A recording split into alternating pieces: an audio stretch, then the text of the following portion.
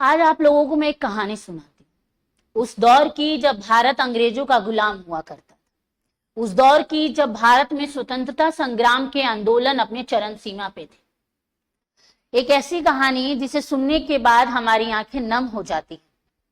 नमस्कार, मैं हूं आपके साथ निशा यादव। आप सभी का स्वागत है हमारे डायमंड कोचिंग यूट्यूब चैनल पे।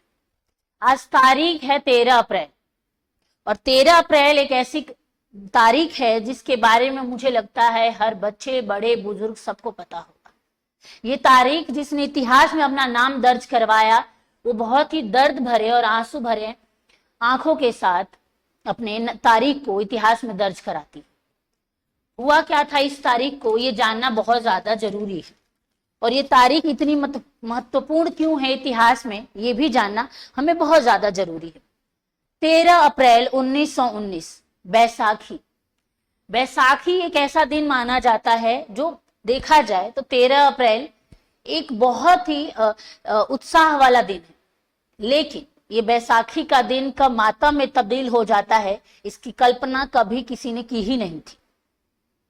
कभी किसी ने सोचा ही नहीं था कि सुबह में जिन लोगों के घर में बैसाखी का त्योहार उत्सव मनाने के लिए तरह तरह के पकवान बनाए जा रहे हैं, नए नए कपड़े खरीदे जा रहे हैं, वो शाम होते होते एक मातम में तब्दील हो जाएगी। ये तारीख जो आज हम पढ़ सुन रहे हैं, ये इतनी दर्दनाक है कि अगर इसके बारे में अगर आप इमेजिन करेंगे और उस दौर में चलेंगे तो आपकी आंखें आंसू से नम हो जाएंगी। और नम क्या कहें, आप उस चीज को इतना समझ पाएंगे कि बयां करना बहुत मुश्किल है। ये तारीख बहुत ज्यादा इंपॉर्टेंट है। इतिहास के पन्नों में इस तारीख ने अपना नाम यूं ही दर्ज नहीं करवाया है। इस तारीख के बारे में जानने की जो गाथा है, इसको जानने के लिए हमें थोड़ा सा कहानी में पीछे चलना पड़ेगा, कुछ साल पीछे चलना पड़ेगा। उस साल में जब विश्व में प्रथम विश्व युद्ध चल रहा था, यानी साल 1914।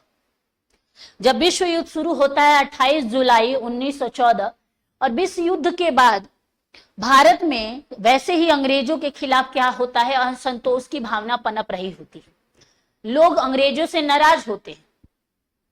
नाराजी को बयां करने के लिए उनके पास चारा तो होता नहीं है, क्योंकि अंग्रेजी सरकार उन्हें बयां करने का मौका ही नहीं देती, अपनी बातों को रखने का भी मौका नहीं देती, जिस वजह से लोगों में असंतोष की भावना और बढ़ती जा रही थी।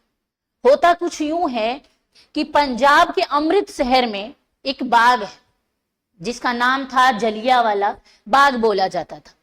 जलियांवाला बाग कुछ ऐसा पड़ा कि वहां पे एक व्यक्ति का नाम होता है जल्ली, और जिसका जो बाग होता है उसी को जलियांवाला बाग बोलते हैं। उसके नाम से ये बागान जो बगीचा है वो पड़ा।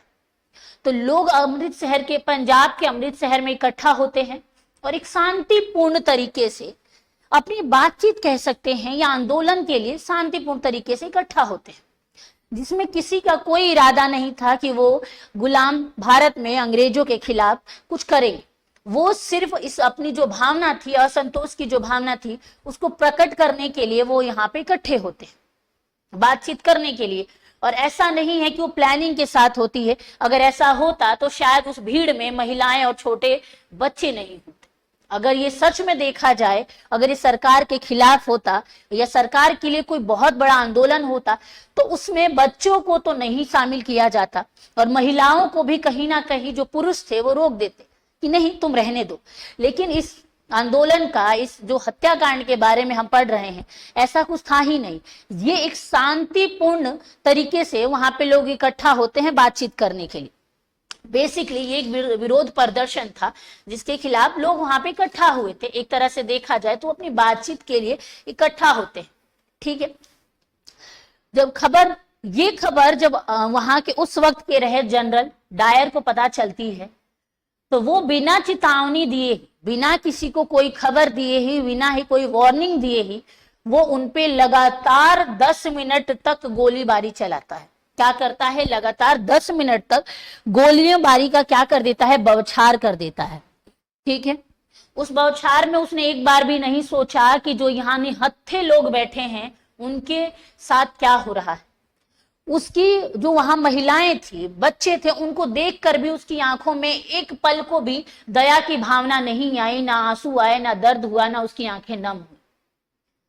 वो क्रूरता के अपने इस चरण पे था कि वो लगातार 10 मिनट तक गोलियां चलाता रहा, जिसमें ना जाने कितने मासूम लोगों ने अपनी जान गंवा दी। और अनुमानित संख्या का जो नाम आता है, कि अनुमानित जो नाम बताया जाता है, जो संख्या का नाम हमें बताया गया, वो लगभग 1000 से भी ज्यादा थी। मरने वालों की संख्या 1000 से ज्यादा थी और घायलों की संख्या 1000 से भी ज्यादा थी, क्योंकि उस भीड़ में जब वहां लोग शांतिपूर्ण से इकट्ठा हुए तो लाखों की संख्या में थे उस बाग में। तो ये सरकारी उस वक्त के अंग्रेजों के दावा थे कि लगभग 1000 लोग की ही मृत्यु हुई है, लेकिन हम भी जानते हैं और आप भी जानते हैं कि ये कितना सच है। और यही नहीं, उसके बाद जो हुआ, वहां पे जो महिलाएं थी और जो बच्चे थे, वो अपनी जान बचाने के लिए इधर उधर भागने लगे, क्योंकि बाग में एक ही सरकरी जो गली थी, एक ही रास्ता था, वो बहुत पतला था, जिससे एक साथ निकलना कई लोगों के लिए नामुमकिन था। और उसी रास्ते के स्टार्टिंग के साइड में, मतलब जो रास्ता निकल रहा था, वहीं पे उनके अंग्रेजों के जो सेना थी वो खड़ी थी, तो कैसे भी भागते तो वो उन्हें मार देते, जिसकी वजह से वो लोग अपनी जान बचाने के लिए, स्पेशली महिलाएं और बच्चों ने क्या करा, कुएं में कूद गए कि वो अपनी जान बचा ले। लेकिन ये बात मैं भी और आप भी समझ सकते हैं कि कुएं में कूदने का कोई एक या दो व्यक्ति तो रहा नहीं होगा। एक साथ लगातार कितने लोगों ने अपनी जान बचाने के लिए कुआं में कूदे, और कुएं में कूदने के बाद वो शायद कभी बचे ही नहीं। वो एक के बाद एक दूसरे पे कूदते गए और उन्होंने अपनी जान गंवा दी। और एक कहानी तो ये भी फेमस है कि जब वो कुएं में कूदे तो अंग्रेजी शासक के जो सेना थे, उन्होंने कुएं में भी गोलियां चलाई थी। कुएं में भी जो बच्चे या महिलाएं जो भी गए थे, या पुरुष जो भी कूदे थे अपनी जान बचाने के लिए, जो कूद गए थे, उनके ऊपर भी गोलियां चलाई गई थी। और इतना ही नहीं, कुछ लोग उस बाग से बचने के लिए दीवालों को फान कर अपनी जान बचाने की कोशिश करते हैं। लेकिन ये सरकार इतनी क्रूर थी, ये अंग्रेजी सरकार इतनी क्रूर थी, इतनी निर्मम थी कि जो दीवार पे लोग चढ़ रहे थे उनके ऊपर भी गोलियां चलवा देती है और उन लोगों को भी अपनी जान से हाथ धोनी पड़ती है। सोचिए उस मासूम लोगों के ऊपर क्या बीती होगी वो वैसाखी का दिन। आज भी पंजाब की धरती इस जो घटना हुई उसको बयां करती है। आज भी अगर आप पंजाब में जाएंगे, पंजाब के अमृत शहर में जाएंगे, तो इन तस्वीरों को, जो हालात उस वक्त पैदा हुए थे, आप उसको महसूस करते हैं। आज भी अमृतसर की धरती अपने दर्द को बयां करती है कि ना जाने कितने मासूम लोगों ने अपनी जान गंवाई थी। सरकार निर्मम गोलियां चलाती रहती है और ना जाने कितने लोग अपनी जान गंवा देते हैं। इवन उनको दीवालों पे भी जब वो चढ़ रहे होते हैं तब भी वो उन्हें नहीं छोड़ते हैं। इसके बाद जो सरकारी दावे, हमें ये एक तस्वीर है जो आपको बयां कर सकती है। इस चीज को आप सिर्फ महसूस कर सकते हैं, सिर्फ हम महसूस कर सकते हैं, क्योंकि हम पे ये बीता नहीं।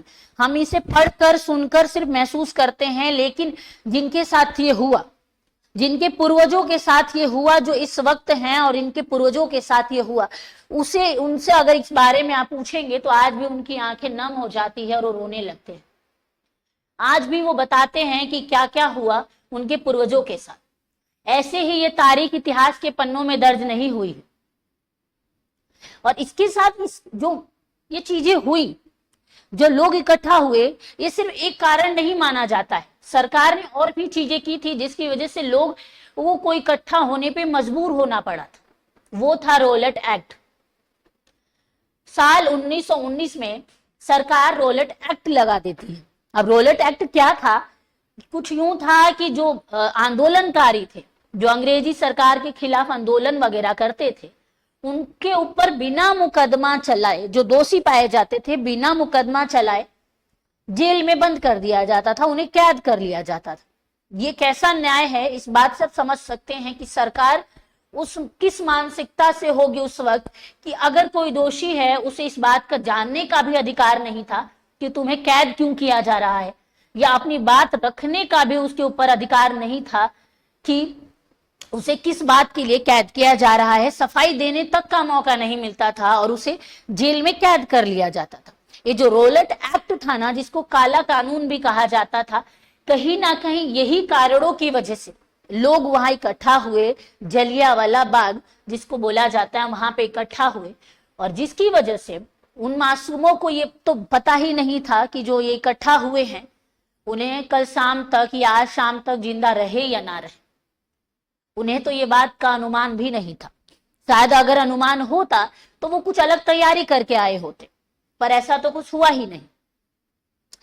तो होता कुछ यूं है, सरकार तो अपना काम कर देती है, लोगों की हत्याएं कर देती है और बाद में उन्हें इस बात का रिग्रेट भी उतना नहीं होता। वो बोलते हैं कि ऐसा नहीं है, वो लोग आंदोलन कर रहे थे, सरकार के खिलाफ थे, पर ऐसा सच्चाई नहीं है, ये हम भी जानते हैं। अगर ये सच्चाई होती तो शायद लाखों की संख्या में जो वहां इकट्ठा हुए मासूम महिलाएं और बच्चे भी जो साथ में थे, वो उस वक्त जिंदा होते, अपने घर में होते, वैसाखी का त्योहार मना रहे होते, खुशी के साथ होते।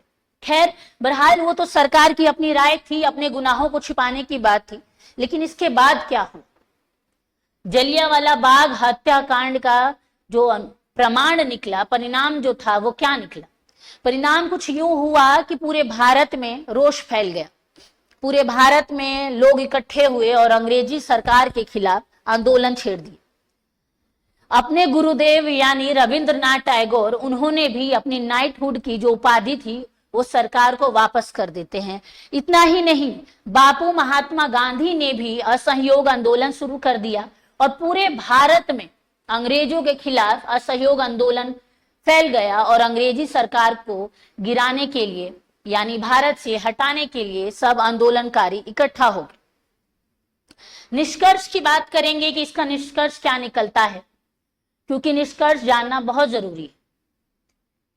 आज हम जो आजाद भारत में ना, आज हम आजाद भारत में हैं, मैं अपनी बात आप तक कह रही हूं, आप मेरी बातें सुन रहे हैं।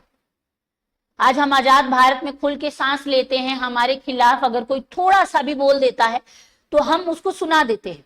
उसके ऊपर अगर नॉलेज है धाराओं के बारे में, अगर आपको थोड़ी सी भी आर्टिकल्स के बारे में नॉलेज है तो आप आर्टिकल्स गिनवा देते हैं उनके ऊपर और धाराएं चढ़ा देते हैं, केस कर देते हैं, FIR कर देते हैं, सारी चीजें कर देते हैं।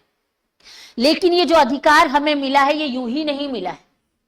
ना जाने कितने मासूम लोगों ने अपनी जान गंवाई, जिसके बाद आज हम खुल के सांस ले पा रहे हैं और अपने अधिकारों को एक दूसरे के सामने रख पा रहे हैं, खुल के अपनी बातें कह पा रहे हैं।